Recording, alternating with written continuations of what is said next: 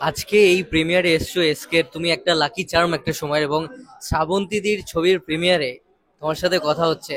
তুমি নিশ্চয়ই জানো কালকে এটা ট্রেন্ড থাকবে। দেখো, প্রথম ছবিটা নিয়ে তো all the best SK movies, Himanshu এবং আমাদের অশোক ধনুকাকে, এবং ডেফিনেটলি হিরো হিরোইন যারা আছে, অভিনেতা অভিনেত্রী সবাইকে।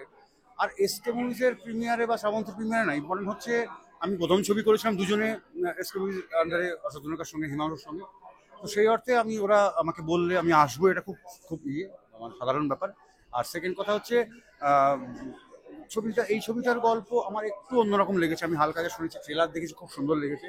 বা হালকা যেটা আমি যাদের কাছ থেকে শুনেছি আর কি, কিছু গল্পটা শুনেছি, রবীন্দ্রনাথ ঠাকুরের নাম নিয়ে একটা মার্ডার মিস্ট্রি বা একটা ইয়েটা ঠিক একটা অন্যরকম ইন্টারেস্টিং একটা গল্প। লন্ডনে শ্যুট করেছে, এখানে শ্যুট করেছে। প্রিয়াংশু আছে, যে একটা অন্যরকম ক্যারেক্টারে আছে।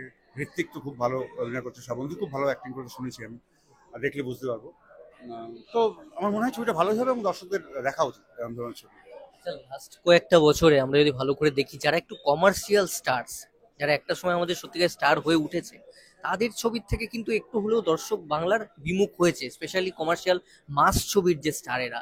তো সেইটা নিয়ে কি বলবো, ইন্ডাস্ট্রির যে সিচুয়েশনটা বর্তমানে রয়েছে? আমার মনে হয় না মাস ছবির থেকে পাবলিক খুব একটা দূরে সরে গেছে বা মেন্টালি দূরে সরে গেছে। মাস ছবি মাঝখানে করোনার পর থেকে বা করোনার মিলিয়ে মাস ছবির কি হয়, নর্মালি একটা বাজেট একটু বেশি হয়, নর্মাল ছবির থেকে একটু বেশি হয়।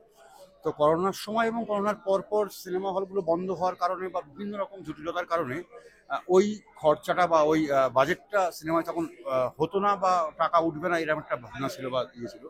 আশা করছি দেব খাদান করলো, এবং কমার্শিয়াল ছবি অঙ্কুশ আছে, মির্জা খুব চেষ্টা করলো, মির্জা মির্জা করে দেব আবার করবে আশা করছি। রঘু ডাকাত কমার্শিয়াল ছবির মধ্যেই পড়ে, কোনো রকম আর্ট ফিল্মের মধ্যে পড়ে না। তো আশা করছি কমার্শিয়াল ছবি আবার ফিরে আসবে, এবং কমার্শিয়াল ছবি লোকে দেখবে। ওই হিন্দি সাউথের ছবি তো দেখছে, বাংলা ছবি লোক দেখছে। এখানে পাচ্ছে না, কারণ এখানে একদিন ধরে প্রডিউসাররা হয়তো একটু খরচপাতি নিয়ে একটু প্রবলেমে ছিল, হল অনেক কিছু প্রবলেমের জন্য। কিন্তু আশা করছি নিশ্চয়ই কমার্শিয়াল ছবির যুগ আবার ফিরে আসবে, বা নতুন ছেলে মেয়ে এবং পুরোনো লোক যারা আছে সবাই কমার্শিয়াল ছবি করতে পারবে।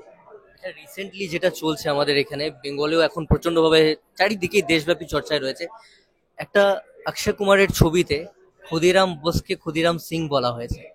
এটা নিয়ে তোমার কি বক্তব্য থাকবে? কোন ছবিতে বুঝলাম না, কোন ছবিতে? কেশারি বলে একটা ছবি যার পার্ট 2 এসেছিল, সেখানে ক্ষুদিরাম সিং করে দেওয়া হয়েছে, তো সেটা নিয়ে। একটা একটা জিনিস আমি সোশ্যাল মিডিয়ায় শুনলাম, গতকাল না পরশু থেকে শুনলাম যে আমাদের সরকার বোধহয় ওটাকে ব্যান করেছে, বা কিছু সিন বা কিছু জিনিস বোধহয় ব্যান করেছে, বা আমাদের এখানকার বিপ্লবীদের নিয়ে অন্য নাম দিয়ে অন্য কিছু দিয়ে হয়তো করার চেষ্টা করেছে, আর শুনলাম যেটা। যদি সেটা হয় তাহলে সেটা নিশ্চয়ই সিনেমার জন্য খারাপ, কিন্তু আহ, খুব ভালো করে দেখা উচিত সেটা সত্যি কি, সেটা আর কি শুধুমাত্র নাম দিয়ে, একটা নাম দিয়ে তার ক্যারেক্টারাইজেশন, তার সবকিছু দেখা উচিত। কিন্তু যদি তাই হয়, আমাদের বাঙালি কোনো বিপ্লবীকে নিয়ে যদি এরকম খারাপ হোক ভালো হোক পরে হোক, কিন্তু যদি ভুলভাল কিছু দেখানো হয় তাহলে সেটা নিশ্চয়ই খুব ভালো, আমাদের জন্য খুব খারাপ, এবং সিনেমার জন্য খুব খারাপ। একটা টাইম গেছে যখন অঙ্কুশ দা, দেব দা, তুমি, জিৎ গাঙ্গুলি, জুবিন গার্গ, আমরা পাগল হয়ে যেতাম। আবার সেই সময়টা আমরা কবে ফিরে পাবো? তোমার থেকে স্পেশালি কবে আবার সেই ধরনের ছবি পাবো? আমি তো সিনেমা করলে, আমি যে ধরনের সিনেমা করেছি সেই ধরনের সিনেমাই করবো, কিন্তু আজকের মতো করে যা হয় 2025 বা 26-এর মতো করে করবো। আশা করছি এদের সঙ্গে সিনেমা করবো, যে সিনেমা, যে হিরোদের কথা তুমি বললে, এবং আহ, অঙ্কুশ আছে, দেব আছে, জিৎ আছে, এরা সবাই সিনেমা করছে, সবাই অত্যন্ত ব্যস্ত আছে সব এইভাবে। কিন্তু আশা করছি সিনেমা আমি শুরু করবো, এর মধ্যে শুরু করবো, এবং এদের মধ্যে কাউকে নিয়ে শুরু করবো বা সবাইকে নিয়ে করবো। গল্প, প্রোডাকশন হাউস, এগুলো সব নর্মাল ঠিকঠাক হয়ে গেলে, এবং গল্প মেনলি হচ্ছে, গল্পটা খুব ইম্পর্টেন্ট, মানে এখনকার যে কোনো সিনেমা করার জন্য কাহিনীটা খুব ইম্পর্টেন্ট। কাহিনীটা ভালো না হলে সিনেমা করে লাভ নেই। একদম শেষ একটা প্রশ্ন, বাংলা ছবি ভালো হলেও চেঞ্জ তো করেছে বাংলা ইন্ডাস্ট্রি নিজেদেরকে, কিন্তু শো এর ক্ষেত্রে বিশাল একটা সমস্যা। হিন্দি বাংলায় রাজ করছে, সাউথ বাংলায় রাজ করছে। বাংলা ছবির ক্ষেত্রে ভালো, ওয়ার্ড অফ মাউথ ভালো। রিসেন্টলি রাসের ক্ষেত্রে, আমি দুর্গাপুরের ছেলে, দুর্গাপুরে শো 3 দিনের মাথায় ওয়ার্ড অফ মাউথ ভালো হওয়া সত্ত্বেও নামিয়ে দেওয়া হয়েছে। তো এইটা নিয়ে কি বলবে ডিরেক্টর?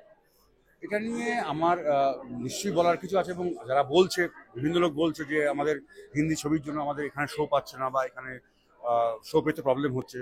এখানে সিনেমা হলগুলো কি করবে, আমাদের মাঝখানে যে বাংলা সিনেমা যতগুলো রিলিজ হতো বছরে, সিনেমা হলগুলো তো সবটা চালিয়ে রেখে তো, মানে সেইটা আসতো না তো, মানে যতগুলো সিনেমা অ্যাকচুয়ালি রিলিজ হওয়া উচিত বাংলা সিনেমা হলগুলোকে বাঁচিয়ে রাখার জন্য, ততগুলো সিনেমা তো হচ্ছে না। কাজেই তাদের অটোমেটিক্যালি অন্য ভাষার ইংরেজি ছবি হোক, বিদেশি ছবি, মানে সাউথের ছবি হোক, হিন্দি ছবি হোক, তাদের উপর ডিপেন্ড করতেই হতো। সেই দিক থেকে কিছু নিশ্চয়ই এদিক ওদিক হয়েছে, তবে আশা করছি যদি বাংলা ছবি ভালো হয়, বাংলা ইন্ডাস্ট্রিতে যেমন আজকে থেকে 7 বছর 10 বছর আগে যেমন ছিল, আগে বাংলা ছবি চলতো, তারপরে বাদ বাকি টাইম থাকলে না থাকলে তখন হিন্দি ছবি চলবে। আমার মনে হয় সেটাই হয়ে যাবে। খুব বেশি দেরি নেই, আবার সিনেমা ভালো হতে শুরু করেছে, আশা করছি সব ঠিকঠাক হয়ে যাবে। Thank you so much.